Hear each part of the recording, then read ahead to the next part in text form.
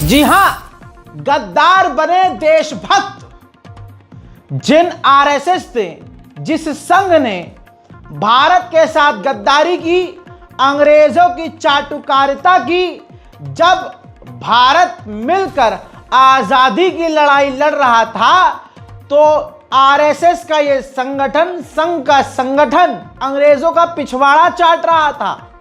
अंग्रेज जहां मूत देते थे, ये उसको साफ करते थे। संघ के लोग और संघ की साथ जुड़ी हुई महिलाएं अंग्रेजों के यहां पोछा मारा करती थी। और तो और माफी वीर के बारे में आपको पता ही है कि उसने किस तरह से अंग्रेज सरकार से माफी मांगी और पेंशन तक खाई। मेरे दोस्तों, सारी दुनिया यह जानती है, ब्रिटिश ने अपनी किताबों में लिखा है किस तरह से भारत के संघ ने और संघ से जुड़े लोगों ने भारत से गद्दारी की और अंग्रेजों का साथ दिया। यहां तक कि यह बच्चों को आज तक पता था और है कि हां, संघ गद्दार है, संघ से जुड़े हुए लोग गद्दार हैं। इन्होंने भारत की आजादी के लिए कुछ नहीं किया। लेकिन संघ की जो नस्ल आगे बढ़ी, आज उस संघ देश के गद्दारों, जो उस टाइम देश के गद्दार थे, जिन्होंने देश की आजादी में साथ नहीं दिया, उनकी नस्लों के हाथ में अब देश की सरकार चली गई। अब संघ की औलादें, कोई विदेश मंत्री बन गया, कोई प्रधानमंत्री बन गया, कोई कुछ बन गया। आप समझ रहे हैं? तो अब इनको मौका मिला, सालों बाद, 14 के बाद अब मौका मिला, तो अपना असली रंग दिखाना शुरू किया। भारत का यह प्रधानमंत्री है जो लाल किले पर खड़ा होकर संघ की तारीफ कर रहा है कि संघ ने एक काम बता दे कि संघ ने भारत की आजादी के लिए यह किया, या भारत की आजादी के लिए इस इंसान ने कुर्बानी दी। हजरात, ऐसा कुछ नहीं है। हत्ता कि आजादी के बाद सालों साल तक इस संघ के हेडक्वार्टर पर नागपुर में तिरंगा नहीं फहराया गया। किसी की मां ने इतना दूध नहीं पिलाया है कि कोई मोदी से सामने से पूछ ले।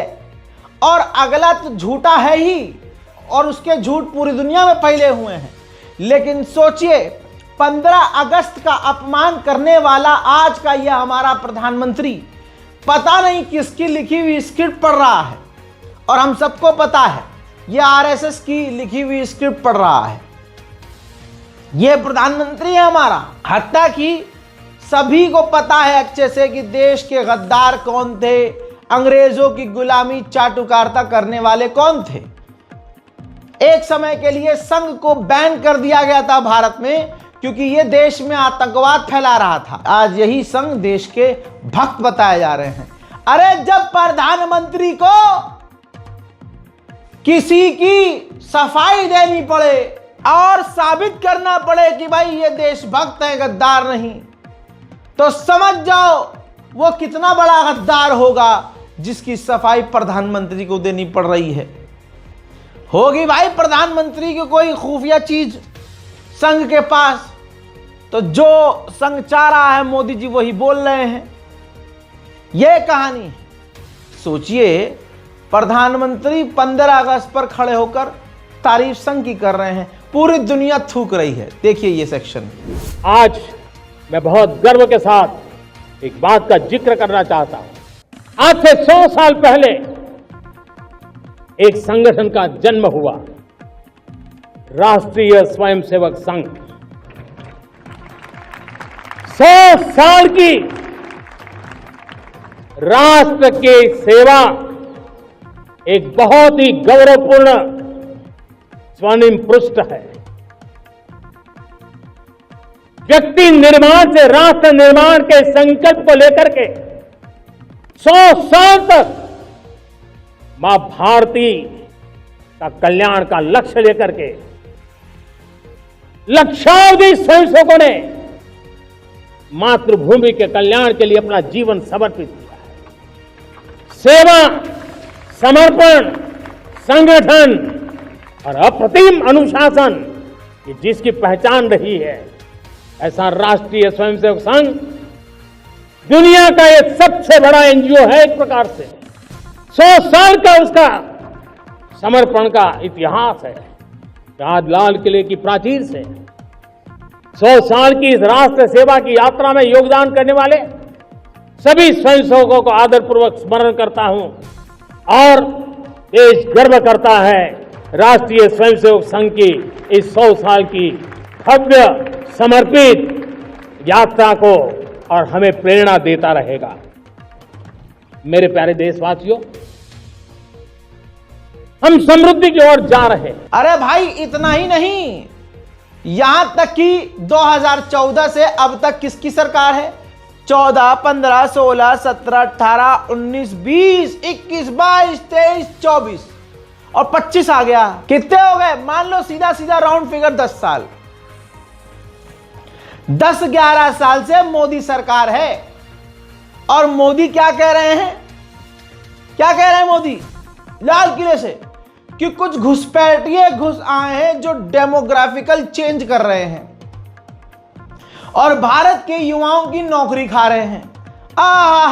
नौकरी तुम्हारे देने की औकात नहीं, तुम्हारे भसोट से बाहर हो गई है, तो अब जो है नौकरी विदेशी लोग आके खा रहे हैं। वाह भाई वाह। पहले बयान सुनिए इनका। मैं आज देश के सामने एक चिंता, एक चुनौती के संबंध में आगाह करना चाहता हूं। षड्यंत्र के तहत, सोची समझी साजिश के तहत देश की डेमोग्राफी को बदला जा रहा है। एक नए संकट के बीज बोए जा रहे हैं और ये घुसपैठिए मेरे देश के नौजवानों की रोजी रोटी छीन रहे हैं। एक घुसपैठिए मेरे देश की बहन बेटियों को निशाना बना रहे हैं। ये बर्दाश्त नहीं होगा। ये घुसपैठिए भोले भाले आदिवासियों को भ्रमित करके उनकी जमीनों पर कब्जा कर रहे हैं। ये देश सहन नहीं करेगा। और इसलिए मेरे प्यारे देशवासियों, जब डेमोग्राफी परिवर्तन होता है, सीमावर्ती क्षेत्रों में डेमोग्राफी में परिवर्तन होता है, तब राष्ट्रीय सुरक्षा के लिए संकट पैदा होता है। देश की एकता, अखंडितता और प्रगति के लिए ये संकट पैदा, सामाजिक तनाव के बीज बो देता है। और कोई देश अपना देश घुसपैठियों के हवाले नहीं कर सकता है। दुनिया का कोई देश नहीं कर सकता है। तो हम भारत को कैसे कर सकते हैं? हमारे पूर्वजों ने त्याग और बलिदान से आजादी पाई है, हमें स्वतंत्र भारत दिया है। उन महापुरुषों के प्रति हमारा कर्तव्य है कि हम हमारे देश में ऐसी हरकतों को स्वीकार न करें। उनकी सच्ची श्रद्धांजलि होगी। और इसलिए मैं आज लाल किले की प्राचीर से कहना चाहता हूं, शर्म आई दोस्तों? आपको भी प्रधानमंत्री का ये बयान सुन के शर्म आई? हंसी भी आई होगी आपको, बहुत सारे लोगों का थूक आ गया होगा बाहर। बताइए, प्रधानमंत्री पिछले 11-12 साल से गद्दी पे तुम चिपके हो, एकदम चिपके हो, छोड़नी नहीं है। वोट चोरी तक हो रही है और पता नहीं कितनी बार वोट चोरी कर करके ये प्रधानमंत्री बने होंगे। कोई नेता बना, कोई एमएलए बना। कांग्रेस ने यही तो कहा है कि और साबित किया है कि कैसे जीत रहे हैं। ये ऐसे जीत रहे हैं, सवालिया निशान खड़े हैं भाई साहब। पूरा चुनाव आयोग भाजपा के लिए काम कर रहा है। हम सोच रहे थे ईवीएम हैक हो रही है, ईवीएम हैक नहीं हो रही भाई, पूरा चुनाव आयोग हैक हो चुका है। 10 साल से प्रधानमंत्री ही हैं और घुसपैठिए कैसे आ रहे हैं फिर? और अगर घुसपैठ हो रही है तो मुझे बताओ जिम्मेदारी कौन लेगा? अमित शाह क्या करेंगे? खाली जिसने कभी बैट नहीं पकड़ा उस औलाद को जो है बीसीसीआई का चेयरमैन बनाकर ताली बजाएंगे क्या? हैं? अमित शाह क्या करेंगे? सफेद कपड़ा, सफेद कपड़ा, बस यही मीम पे अच्छा लगेंगे। सफेद कुर्ता, बस यही करेंगे। हम जान देंगे इसके लिए, हम जान देंगे, यही करेंगे बस। हैं? अरे 10 साल से सरकार किसकी है? आप लोगों की है। तो घुसपैठिए घुस रहे हैं और इस लेवल पर घुस रहे हैं कि भारत का जो पूरा सिस्टम है वो बदल रहा है। अबे अपनों को नौकरी दे नहीं पा रहे तुम्हारी औकात नहीं है हिंदुओं को नौकरी देने की, तुम्हारी औकात नहीं है हिंदुओं को अमीर बनाने की, तुम्हारी औकात नहीं है हिंदू गरीब लोगों को इतना उठा दो कि वो मिडिल क्लास तक आ जाए। तो अब जी घुसपैठिया आ रहे हैं जी, हमारी बहन बेटियों तो 10 साल से क्या झक मरा रहे हो? 10 साल से झक मरा रहे हो क्या? अच्छा बीजेपी के दफ्तर बनाने में बिजी थे। हाँ आज स्कूल देखो और बीजेपी का दफ्तर देखो, आज सरकारी स्कूलों की हालत देखो, बीजेपी के कार्यालयों की इमेज देखो, पता चल जाएगा देश लूट कौन रहा है, लूट कर वो पैसा जा कहां रहा है। प्रधानमंत्री ने सारी हदों को पार कर दिया है। इतनी नफरत, अपने आप से शर्म भी नहीं आती आदमी को कि आदमी इतना खुला झूठ बोल रहा है, रात को बिस्तर पे नींद कैसे आएगी। लेकिन जिसकी आदत है, कुछ को ऐसी आदत होती है बचपन से कि अगर झूठ ना बोले तो नींद ना आए उसे, उस हिसाब से प्रधानमंत्री मोदी जी बहुत आराम से सोते होंगे। यही नहीं, संघ की तारीफ की जा रही है भाई, आलोचना असदुद्दीन ओवैसी ने खुलकर की है और पूरे हिंदुस्तान को करनी चाहिए। प्रधानमंत्री 15 अगस्त के दिन 2025 में खड़े होकर आरएसएस की तारीफ़ करना, उनके 100 साल के मुकम्मल होने पर उनके बारे में प्रधानमंत्री ने देश को जो बताया है, मैं समझता हूं कि ये हमारी जंग आज़ादी की जद्दोजहद की एक बहुत बड़ी तौहीन हुई। इसलिए कि आरएसएस और उनकी जितनी तंजीमें हैं वो तो जंग आज़ादी में हिस्सा नहीं लिए, बल्कि वो तो अंग्रेज़ों की ताईद में रहते थे और वो अंग्रेज़ों से ज़्यादा मुजाहिदीन आज़ादी से नफ़रत करते थे, चाहे गांधी हो या जितने बड़े बड़े नेता उस वक्त के हो हैं। तो मेरा मानना यह है कि आरएसएस हमेशा से 1925 से लेकर अब तक और मुस्तक़बिल में भी वो इंक्लूसिव नेशनलिज़म की मुखालिफत करती रही। जो यही इंक्लूसिव नेशनलिज़म जो हमारे बुज़ुर्ग गुज़रे हैं, जो हमारे मुजाहिदीन आज़ादी गुज़रे हैं, उन्होंने इसी बुनियाद पर इस देश को आज़ाद करवाया अंग्रेज़ों की ग़ुलामी से। और जो हिंदुत्व की आइडियोलॉजी है वो हमारे भारत के संविधान के बिल्कुल ख़िलाफ़ है, बिल्कुल ख़िलाफ़ है। तो प्रधानमंत्री अगर आरएसएस के दफ्तर पे गए तो मैं कुछ नहीं बोला कि मैं जानता था वो तो स्वयंसेवक थे और हमेशा रहेंगे। मगर जब आप प्रधानमंत्री के तौर पर ये कह रहे हैं और इस तरह की बात कर रहे हैं जो संघ परिवार इस मुल्क में हेटरेट को फैलाती है, डिवीज़न। हजरात, नरसिंहालैंड सरस्वती ऐसे हिंदू संगठन जो भारत का तिरंगा नहीं लहराते, सिर्फ भगवा लहराते हैं, और जो भगवा लहरा रहा है समझ जाओ वो संघ का व्यक्ति है, और जो संघ का होगा उसे तिरंगे से प्यार नहीं होगा। आइए इनकी औकात दिखाता हूं, मोदी किसको सपोर्ट करते हैं, मोदी की मानसिकता क्या है। यह है मानसिकता। अगर ये बंदा बाहर है तो योगी आदित्यनाथ का इसके ऊपर हाथ है, और योगी आदित्यनाथ का इसके ऊपर हाथ किस लिए है? क्योंकि योगी आदित्यनाथ की मानसिकता यही है। तिरंगे से कह रहा है, तिरंगा ने हिंदुओं को बदनाम किया है, बर्बाद किया है, बेकार किया है, और तिरंगे को हिंदुओं के लिए खतरा बता रहा है। यह है नरसिंहालैंड सरस्वती। अगर तिरंगा लगा बैठे तो तिरंगे का ही बहिष्कार करो, क्योंकि इस तिरंगे ने तुम्हें बर्बाद कर दिया है। हर हिंदू के घर पर हमेशा भगवा ध्वज होना चाहिए।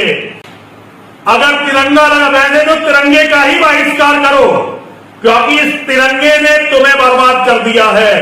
हर हिंदू के घर पर हमेशा भगवा ध्वज होना चाहिए। देखा दोस्तों, ये इनकी औकात है, ये है हिंदुत्व का असली चेहरा। ये देश का नाम लेकर, देशभक्ति का नाम लेकर ये देश से गद्दारी करने वाले। आज सरकार पूरी कोशिश कर रही है कि जिनके बाप दादाओं ने भारत की आजादी के लिए कुछ ना करते हुए बल्कि अंग्रेजों का साथ दिया, तो आज जब सरकार हमारी है तो आओ किताबों में से जो असली देश के लिए लड़ने वाले लोग थे, क्रांतिकारी, उनका नाम हटा दिया जाए, एकाध का नाम हटाकर अपने पिताजी का नाम घुसा दिया जाए। ऐसे ही हुआ है। जरा इस पोस्ट को देखिए, ध्यान से देखिए। माफी वीर की फोटो गांधी से ऊपर कर दी गई है। ये देखिए, ये ऑफिशियली पोस्ट किया गया है पेट्रोलियम मिनिस्ट्री की तरफ से, हमारी ऑयल मिनिस्ट्री की तरफ से, यानी महात्मा गांधी और भगत सिंह से ऊपर। मेरे देश को लोगों, ये क्या हो गया है तुम्हें? वो लाइन याद आ रही है, अरे मेरे देश के लोगों जरा आंख में भर लो पानी। लेकिन मेरे देश के लोगों की आंखों का पानी मर चुका है। मेरे देश के लोगों का दिल अब पत्थर हो चुका है, चेहरे पे बेगैरती आ चुकी है। भगत सिंह से ऊपर देश के गद्दार माफी वीर को दिखा दिया गया, महात्मा गांधी से ऊपर माफी वीर को रख दिया गया। सोचिए किसको खुश करने की कोशिश की जा रही है? मोदी को खुश करने की कोशिश की जा रही है, अमित शाह को खुश करने की कोशिश की जा रही है, आरएसएस को खुश करने की कोशिश की जा रही है। भाई ये तो शुरुआत हो चुकी है और अब ये प्रोफेशनल लेवल पर आ चुके हैं। एनसीईआरटी की किताबों से मिटाया जा रहा है, हमारे शहीदों का नाम मिटाया जा रहा है। आने वाले समय में यह भी लिख दिया जाएगा कि मोदी ने 1947 की लड़ाई में आखिरी हमला अंग्रेजों पे किया था, और जब मोदी जी लड़ने के लिए चढ़े हैं तो फिर अंग्रेज सारे भाग खड़े हुए हैं। और ये लिखा भी जाएगा, और जो लिखेंगे वो इस बात को जानते होंगे कि हम झूठ लिख रहे हैं। एक हिंदू समुदाय में से आया हुआ एक झुंड जो मोदी समर्थक है, उनको पता भी होगा कि हाँ ये झूठ है, लेकिन क्योंकि उनको भी झूठ की, मक्कारी की, हैवानियत की, गलाजत की आदत डाल चुकी है ये भाजपा, तो उनको भी झूठ मक्कारी के बिना सुकून नहीं मिलेगा। तो वो इस बात को मानेंगे कि हाँ मोदी जी ने आजादी दिलाई थी। अरे जिस पार्टी की ऐसी महिला अभिनेत्री नेता हो जिसके दिमाग के हिसाब से आजादी 2014 के बाद मिली, बताइए ऐसी पार्टी देश की होगी? ऐसी पार्टी देश से वफा करेगी कि देश से गद्दारी करेगी? किताबों में एनसीईआरटी और जैसे सरकारी बड़ी किताबों में आरएसएस ने पीछे से पन्ना फाड़कर अपने नाम का पन्ना चिपकवा दिया है। अब देश के असली जो सपूत हैं उनके नाम को मिटाकर देश के गद्दार अंग्रेजों की गांड चाटने वालों को देश का सपूत बताया जा रहा है। हजरात, एनसीईआरटी ने अपनी किताब में आरएसएस, मोदी और अमित शाह के दबाव में छापा क्या है कि भारत के जो विभाजन की वजह है उसमें जिन्ना, कांग्रेस और माउंटबेटन यानी अंग्रेज, जिन्ना और कांग्रेस जिम्मेदार हैं भारत के विभाजन के लिए। सोचिए आज देश में जो भी चीज आपको नजर आ रही ये कांग्रेस की देन है, और आज ये संघी सरकार कह रही कि नहीं, देश के टुकड़े करवाने में कांग्रेस का हाथ है। बताइए। और ये अब बच्चों को पढ़ाया जाएगा जहर, बच्चों को दिमाग में जहर डाला जाएगा, क्योंकि वोट चोरी करके कब तक जीतेंगे? तो अब बच्चों को बचपन से ही जहरीला बनाना पड़ेगा और उनके दिमाग में जहर डालना पड़ेगा। देखिए, एनसीईआरटी ने देश के विभाजन पर जारी किया है मॉड्यूल, और जिन्ना और कांग्रेस और माउंटबेटन को इसका जिम्मेदार भी ठहराया। भारतीय कांग्रेस ने इसको लेकर हिंदू महासभा और मुस्लिम लीग की साठगांठ से बंटवारे को लेकर उन पर आरोप लगाया। हम आपको बता रहे हैं कि कैसे, देखिए, देश विभाजन के लिए 3 तत्व जिम्मेदार है, ये एनसीईआरटी की किताब मॉड्यूल में कहा गया है। पहले जिन्ना, जिन्होंने इसका ख्वाब देखा, ये एनसीईआरटी की तरफ से कहा गया, और उसके बाद उनसे बताया गया है कि एनसीईआरटी किताब को लेकर सियासत भी तेज हो गई है। 3 नाम या 3 चीजें जिसका जिक्र एनसीईआरटी के इस मॉड्यूल में जिक्र किया गया है, वो हम आपको बता रहे हैं। हमारे साथ हमारी सहयोगी मिलन शर्मा भी जुड़ गए। मिलन, देखिए, एनसीईआरटी की इस मॉड्यूल के बाद ये तय माना जाए कि अब और ज्यादा सियासत गर्म होगी इस मॉड्यूल को लेकर। जी बिल्कुल, देखिए, क्योंकि एनसीईआरटी के स्पेशल मॉड्यूल में बताया गया है कि किस तरीके से भारत के विभाजन के पीछे मोहम्मद अली जिन्ना ही नहीं, लॉर्ड माउंटबेटन ही नहीं, लेकिन कांग्रेस का भी हाथ था और ये एनसीईआरटी का स्पेशल मॉड्यूल हालांकि बच्चों को 6ठी से 8वीं स्पेशल मॉड्यूल हालांकि बच्चों को 6ठी से 8वीं कक्षा के लिए बनाया गया है 2 पार्ट्स में, लेकिन उसमें ये नहीं बताया गया है कि उनको सिलेबस में ऐड कराया जाएगा या नहीं। और दूसरी चीज ये है कि जैसे आप कह रहे हैं जो राजनीति है इस पर गर्मा चुकी है, बिकॉज ये कहना है कांग्रेस का कि हिंदू महासभा पहले से ही इस पर बात कर रहा था कि भारत का एक हिंदू सेंट्रिक स्टेटस होना चाहिए, जहां पर तथ्यों में लिखा है कि मोहम्मद अली जिन्ना ने 1940 में ये पहली बार कहा था कि हिंदू और मुसलमान दोनों को अलग रहना चाहिए और इसीलिए भारत का विभाजन होना चाहिए। मोहम्मद अली जिन्ना के साथ साथ बीजेपी का ये भी कहना है कि कांग्रेस भी इसमें इसकी जिम्मेदार है और यही इस एनसीईआरटी की किताब में लिखा गया है। बिल्कुल मिलन, एक और बात मैं आपसे जानना चाह रहा था कि क्या ये मॉड्यूल जो है वो अभी नया इंक्लूड किया गया है, क्या कुछ रिवीजन किया गया? अब देखना यह है कि कांग्रेस करती क्या है। हालांकि कांग्रेस में इतनी भसोट तो बाकी रही नहीं है। इतनी देर में अगर भाजपा होती तो पूरे देश में बवाल सड़क पर उतर के कर देती, लेकिन कांग्रेस में अब सच्चाई यह दम नहीं है, अपना पक्ष सही से रख नहीं पाती। कभी इनका यह ग्रुप ठंडा होता है, कभी यह गर्म होता है, सब मिलकर कुछ कर नहीं पाते। लेकिन एक बात क्लियर है कि माफी वीर रहेगा। कितना भी तुम लिख लो, पोस्टर लगवा लो, छपवा लो, गद्दार गद्दार रहेगा। मोदी जी, आप राष्ट्रपति भवन पर चढ़कर बोलो, राष्ट्रपति भवन की गुंबद पर चढ़कर चीख लो, लाल किले बहादुर शाह जफर के घर पर चढ़कर चीख कर बोल लो। गद्दार गद्दार रहेगा, आतंकी आतंकी रहेगा, माफी वीर रहेगा और वोट चोर रहेगा। राहुल गांधी ने दिखाया था और आज भी ये गूगल पर मौजूद है कि जिसकी तुम तारीफ कर रहे हो उसने अंग्रेजों के आगे पैंट उतार कर झुकना जरूरी समझ लिया था। जी हां, तोहफा कबूल करवाया था और उसने कहा था कि मैं आपका सर्वेंट हूं, मुझे माफ कर दीजिए और मुझे पेंशन दीजिए ताकि आपके फेंके हुए टुकड़ों पर मैं पलता रहूं। ये मेरे लिए सबसे जरूरी डॉक्यूमेंट है। ये देखा आपने, दिख रहा है आपको? और इसमें आप देख लीजिए, ये सावरकर जी की चिट्ठी है जिसमें उन्होंने अंग्रेजों को लिखा है। और मैं पूरी चिट्ठी आपको पढ़नी होगी, देख लीजिए, मैंने हाईलाइट भी कर रखी है, मगर मैं सिर्फ आखिरी लाइन पढ़ना चाहता हूँ। अंग्रेजी में लिखी है तो मैं अंग्रेजी में बोल देता हूँ। I beg to remain sir your most obedient servant V D. Savarkar. Hindi में ट्रांसलेशन कर देता हूँ, सर मैं आपका नौकर रहना चाहता हूँ। ये मैंने नहीं लिखा, ये सावरकर जी ने लिखा है। तो इसको आप पढ़ लीजिए, देख लीजिए। अगर फडणवीस जी देखना चाहते हैं इसको, वो भी देख लें। तो मैं तो इसमें बहुत क्लियर हूं, सावरकर जी ने अंग्रेजों की मदद की थी।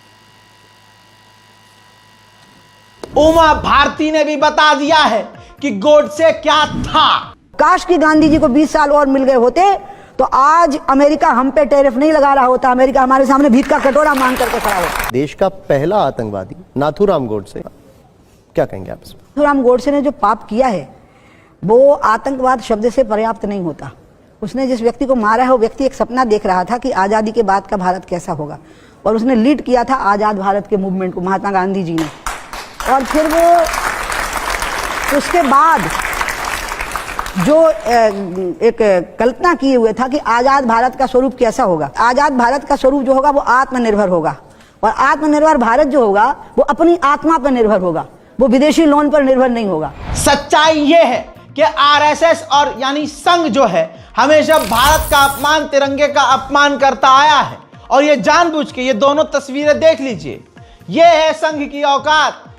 ये वो संघ है, वही संघ है, जी हां, जिसकी मोदी तारीफ करते थक नहीं रहे हैं। शर्म आनी चाहिए प्रधानमंत्री मोदी को।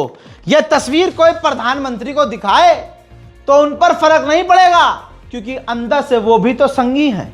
तिरंगे का ये जो कुछ हो रहा है ना, तिरंगा फहराना, राष्ट्रगान पर खड़े हो जा, ये सब ड्रामा है। मोदी जी अंदर से खुद ही संघी हैं, संघ के समर्थक हैं। लाल किले से संघ की तारीफ करके उन्होंने बता दिया है कि उनका झुकाव किस तरफ है और वो किस झुंड से निकल के आए हैं।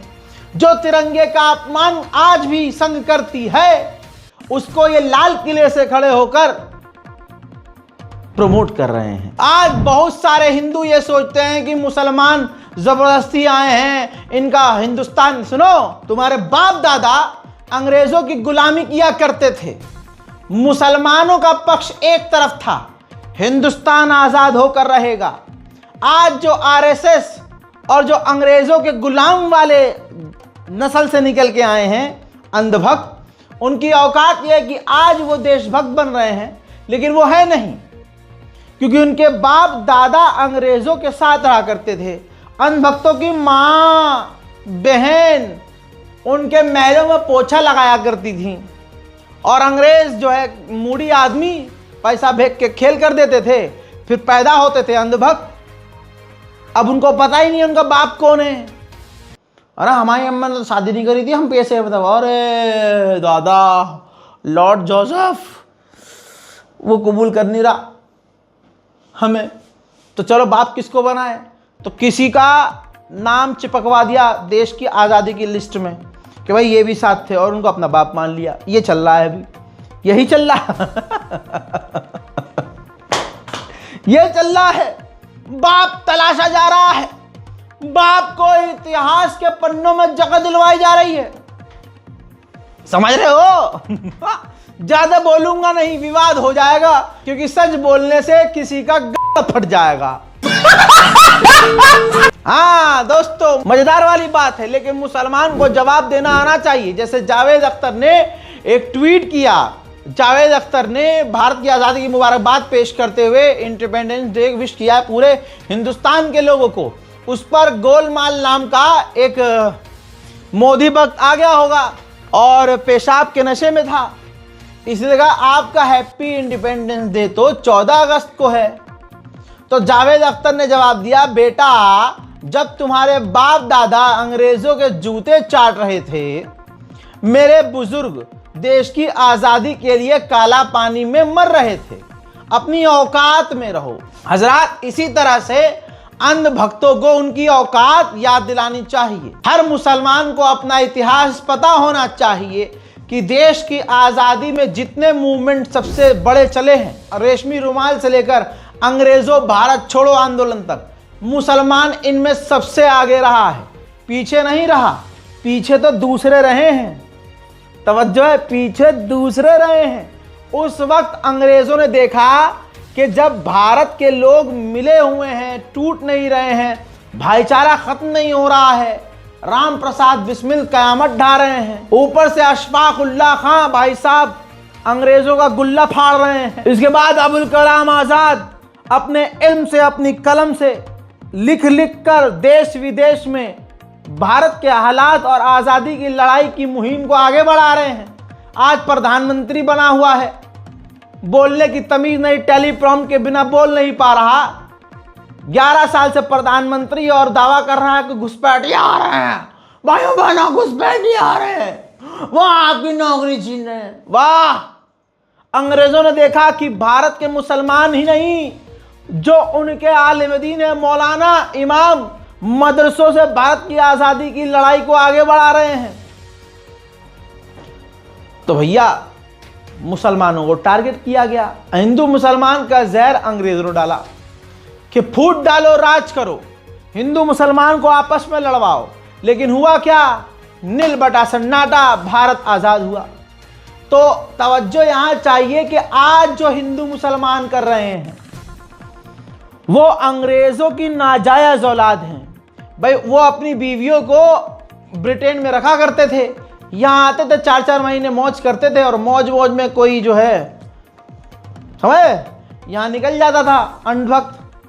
भाई यहाँ काम वालियों को रखा करते थे, 5-5, 10-10 काम वाली काम कर रही हैं। भारत के लोगों को तो गुलाम बना कर रखा करते थे अंग्रेज, उनसे जो नाजायज औलाद पैदा हुआ करती थी। अरे आज आईपीएल है, उस वक्त थोड़ी न थी यार, फुग्गे आज हैं, वो पहले नहीं हुआ करते थे ना। और भाई पहले नाजायज औलाद बहुत हुआ करती थी। अब जब यहाँ अंग्रेज काम करके चले आते थे तो उसके बाद ऐसे बहुत पैदा हुए होंगे। अब उनकी नस्ल जब आगे बढ़ी होगी तो आज जब वो नौजवान हुए, उनके नाजायज औलाद की औलाद हुई, और अब ये 2025 आया, अब वो अच्छे पदों पर हैं, तो अब अपने दादा को इंसाफ दिलवा रहे। अरे यार हमारा अब्बा का भी नाम होना चाहिए यार, देश की आजादी में। तू समझा? हाँ। नहीं, तू समझा नहीं। ज्यादा दिमाग पर जोर मत डालो, जिसको समझ में नहीं आया आपको वो देखो, और जिसको समझ में आ गया लाइक करो, शेयर करो, अपनी राय कमेंट में लिखो। हे रुक जाओ यहाँ पर सब, कोई गाली नहीं बकेगा लवड़िका को, ओ रूबिका को कोई गाली नहीं बकेगा। आज दिखाऊंगा आपको एक बार फिर से पत्रकारिता कर रही है रूबिका। लवड़िका हमारी एक जानने वाली फ्रेंड हुआ करती थी, 3-4 दिन से बहुत बात हो रही है, तो हमारी जुबान पर उसका नाम आ रहा है लवड़िका का। तो रूबिका लवड़िका एक जैसा हो रहा है, तो माजरत के साथ आगे बढ़ते हैं। कोई गरियाएगा नहीं, यह पत्रकारिता है आज की, इसे पत्रकारिता कहते हैं। नमस्कार, आप सभी को 79वें स्वतंत्रता दिवस की आप सभी को बहुत सारी शुभकामनाएं। आज प्रधानमंत्री नरेंद्र मोदी ने अपने पिछले सारे रिकॉर्ड तोड़ दिए। 103 मिनट तक उन्होंने लाल किले की प्राचीर से देशवासियों को संबोधित किया, बहुत सी चीजों का जिक्र किया, लेकिन जो सबसे महत्वपूर्ण चीज पॉलिटिकली है वो है संघ के कार्यों का जिक्र करते हुए उन्हें याद करना, संघ के कार्यकर्ताओं को लाल किले की प्राचीर से सलाम करना, और ये पहली मर्तबा हुआ। अच्छा, उसके बाद विस्फोट तो होना ही था, बम तो फूटना ही था, और बयानों का बम फूटा। राजनीति अपनी तरफ है, इतिहास अपनी तरफ। क्या वाकई संघ ने हमारे आजादी की लड़ाई के लिए कुछ नहीं किया, या किया और उसे छुपा दिया गया? आज गूंज में वो सारे तथ्य आपके सामने होंगे, आजादी, संघ के वो चेहरे और छुपाने वाला इतिहास। हजरात, आजकल के वो समाज जो मुसलमानों को दिन रात गरियाते हैं, उनका 24 घंटे में 8 घंटा समय अपने कच्छे में हाथ डालकर अपनी मिसाइल के वॉरहेड को मसलने में ही सारा दिन निकल जाता है।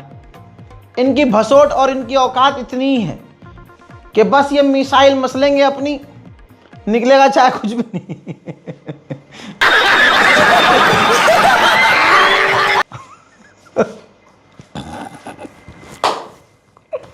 ओ यार, आज मुझे मजा आ रहा।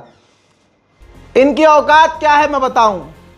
ये दिन रात हिंदू मुसलमान करते हैं, लेकिन ऑपरेशन सिंदूर में रिजवान मलिक, जी हां, आपकी स्क्रीन पर squadron leader Rizwan Malik fighter jet लेकर पाकिस्तान के इलाकों में घुसकर पाकिस्तान के आतंकवादी ठिकानों पर बमबारी करके आए थे। 15 अगस्त को इनको वीर चक्र से सम्मानित किया गया है। बताइए, वो समाज जो मुसलमानों गाली बकता है, अपनी मिसाइलें रगड़ता रहता है, और हम दुश्मन की छाती में मिसाइल घुसा कर आ जाते हैं। बे, ये है तुम्हारी औकात, रगड़ते रहो, और ये है हमारा रौला। आइए, जिनकी सरकार है उनकी भी असलियत देख लेते हैं। असलियत इनकी ये है कि हमारे रक्षा मंत्री ने पार्लियामेंट में खड़े होकर झूठ बोल दिया कि हमारा कोई मरा नहीं, जबकि इंडियन एयरफोर्स के कमांडर का कल का वीडियो दिखाया कि वो जाकर चीफ मार्शल मिल के आए हैं शहीदों के घर वालों से। और दूसरी तरफ शुरुआत में मोदी सरकार ने जलील होते हुए इस बात को, मतलब अपने लोग तो मरे थे, शहीद हुए थे, तो इन्होंने कहा था कि हम जो हैं, जो लोग शहीद हुए हैं उनके औलाद को, उनके घर वालों को नौकरी देंगे। नौकरी छोड़ो, जो रकम देने का वादा किया था वो भी नहीं दी। यहां तक किसी शहीद का पार्लियामेंट में मोदी की हिम्मत ना हुई कि नाम ले सकें शहीदों का। शहीदों का नाम भी अगर लिया गया है तो लिया किसने नाम? प्रियंका गांधी ने। तवज्जो है। लेकिन आज देखिए, जो हमारे लोग मारे गए, शहीद हुए, उनको भूल गई है मोदी सरकार। दैनिक भास्कर सबूत। 10 तारीख को खबर आया था, सब पूरा परिवार जानता था, लोग हम नहीं जानते थे। सुबह में मीडिया वाला को देखे तो हमको पता चला कि ऐसे ऐसे हो गया। ये दर्द है जम्मू कश्मीर में पाकिस्तान की गोलीबारी में शहीद हुए सारण के BSF sub inspector Mohammad Imtiaz की पत्नी का। ऑपरेशन सिंदूर के 3 महीने बीत जाने के बाद हकीकत यह है कि सरकार गुंडागर्दी कर रही है। हकीकत यह है, सरकार मुसलमानों के साथ एक गुंडा मवालियों जैसी हरकत कर रही है। तभी तो कोर्ट को बीच में बोलना पड़ा, और कोर्ट का यह स्टेटमेंट बताता है कि कि मोदी सरकार मुसलमानों के साथ क्या कर रही है।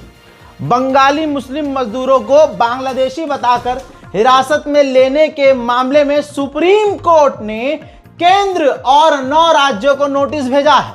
भाई नोटिस क्यों भेजा? सीधा गिरफ्तारी की मांग हो कि वहां के सीएम को तुरंत गिरफ्तार किया जाए और उनके प्रशासन को तुरंत भंग किया जाए। भारत के ही नागरिकों को बताइए, आजादी का जश्न ऐसे मनाया जा रहा है कि भारत के मुसलमानों को, भारत के नागरिकों को बांग्लादेशी बताकर जेल भेजा जा रहा है।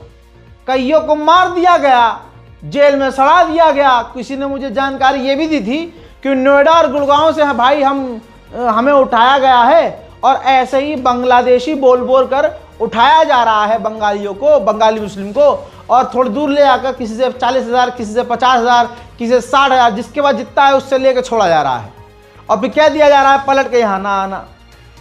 यह हाल है। मुसलमान होना इस देश में जुर्म है। मुसलमानों के साथ, कश्मीरियों के साथ पहले ये सौतेला व्यवहार करें और जब मुसलमान विरोध करे तो फटके 4 हो जाए। अरे देखो आतंकवादी हैं, अरे यूएपीए लगा दो इन पे, भाई फटके 4 हो गए, यूएपीए लगा दो। यूएपीए का सबसे गलत इस्तेमाल यही सरकार, यही हिंदू कर रहे हैं। कैसे? ये देख लीजिए, रिपोर्ट आई है 18 साल के बाद 8 मुसलमान बरी हुए हैं। इन मुसलमानों को एक प्रतिबंधित संगठन SIMI की बैठक कराने, पर्चे बांटने, पोस्टर लगाने के आरोप में गिरफ्तार किया गया था। अब नागपुर की अदालत ने उन्हें आरोप से बरी कर दिया है। अदालत ने साफ कहा है कि उनके खिलाफ किसी भी बैठक में भाग लेने, संवाद करने, बातचीत करने, प्रचार करने, किसी की वित्तीय सहयोग की कोई सबूत की जानकारी नहीं मिल पाई है, कोई सबूत नहीं मिल पाए हैं। इन लोगों पर गैर कानूनी गतिविधियां निवारण अधिनियम UAPA के तहत कई आरोप लगाए गए थे, जिसमें शकील वारसी, शाकिर अहमद, नासिर अहमद, मोहम्मद रेहान, अताउल्ला खान, जियाउर रहमान, महबूब खान, वकार बेग, यूसुफ बेग, इम्तियाज अहमद, निसार अहमद, मोहम्मद अबरार, आरिफ मोहम्मद कासिम और शेख अहमद शेख को UAPA की धारा 10 और 13 के आरोपों से बरी कर दिया गया है। अब सुनिए OSC को। तो ये जो बार बार UAPA का गलत इस्तेमाल हो रहा है, और जिस वक्त UPA की सरकार थी उन्होंने UAPA कमेंट किया, मैं उस वक्त उसका अपोज किया था ऑन रिकॉर्ड और बोला था कि इसका मिसयूज होगा हमारे खिलाफ, मुसलमान दलित के खिलाफ। वो प्रूफ हो रहा है।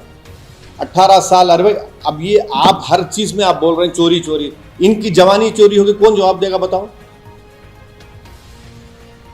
आप ये चोरी होगी, इनकी जवानी चोरी हो गई, इनकी जवानी के वापस कौन करेगा? कोई नहीं करेगा, कोई नहीं करेगा, कि बात ही नहीं होगी।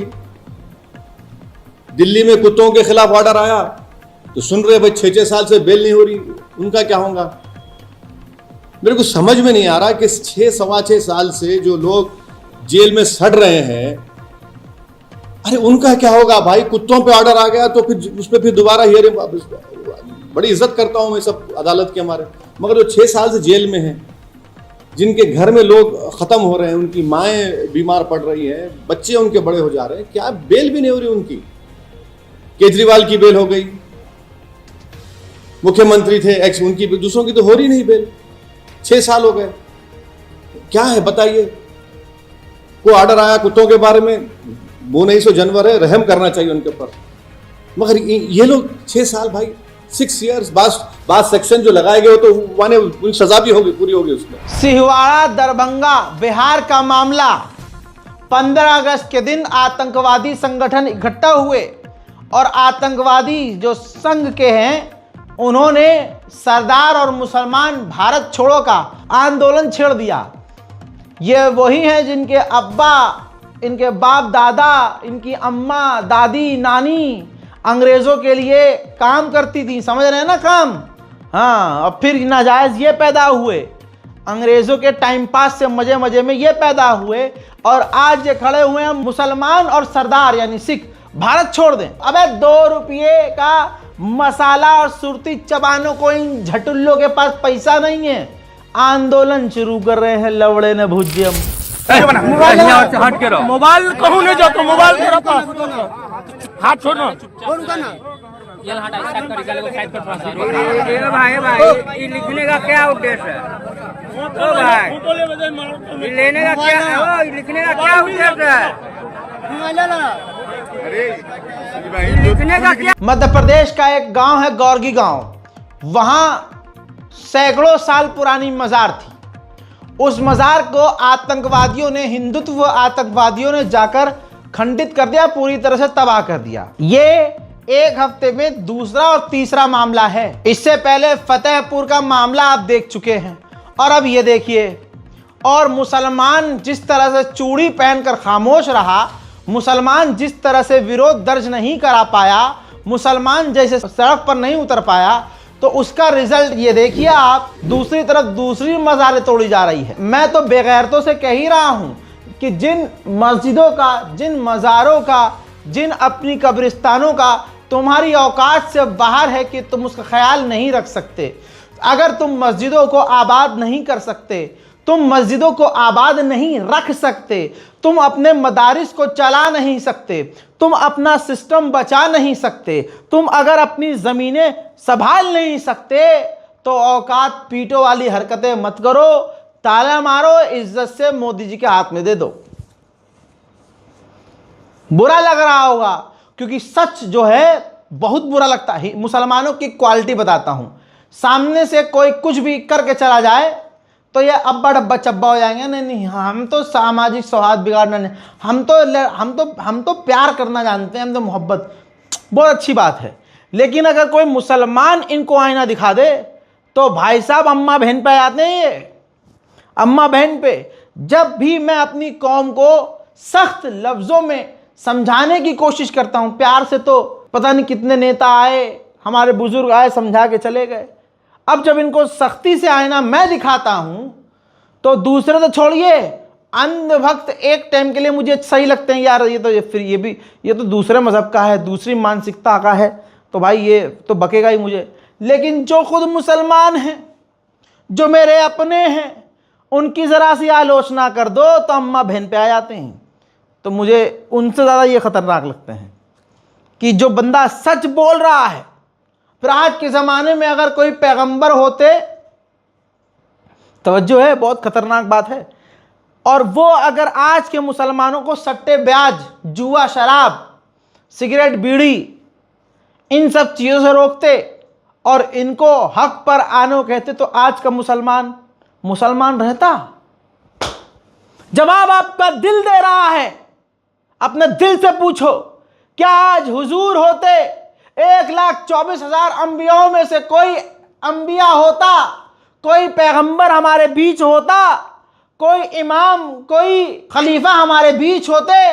अरे मैं कह रहा हूं कोई सहाबा कराम हमारे सामने होते, क्या हम उनके नक्शे कदम पर चलते?